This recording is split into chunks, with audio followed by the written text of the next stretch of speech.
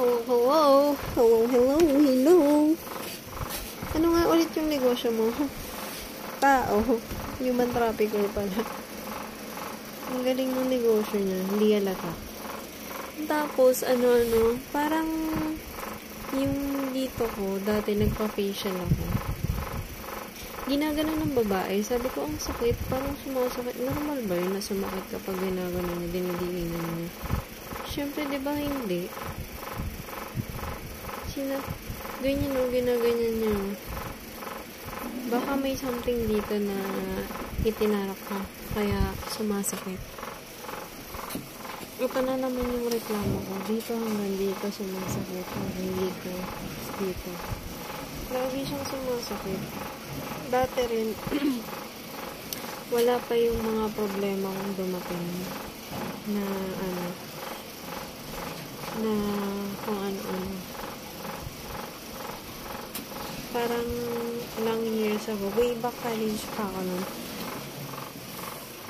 Yung high school wala eh. Ay, meron, may time, pero hindi siya ganun kalala. Tapos ngayon, sobrang lala na. Tapos, hindi lang din ako nakakaranas nun. Pati yung ate ko, sabi niya sa akin, may migraine daw siya. Sabi ko, hindi ka migraine. Sabi ko, akin naman, hindi migraine. Kasi ito lang, one side lang. Yung lang, parang, di ba may types ng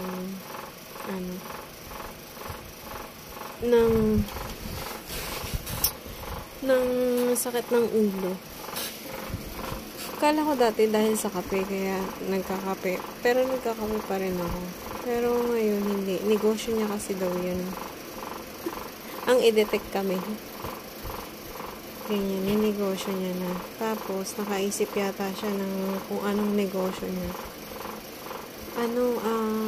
Binisnes niya na. Kasi sabi niya, wala daw makakaalam. Tapos, sino nga yung i-execute mo? May nakulong ba? Sana yung gumawa ng sa akin, ipinakulong mo agad para hindi lumala. Yun tuloy, madadivulge ka, pati yung kung sino-sino. Bistado ka na. Wala akong anong ikakaso mo sa akin? Ano yung pwede mong ikaso sa akin? Concubinage. Wala akong jowa.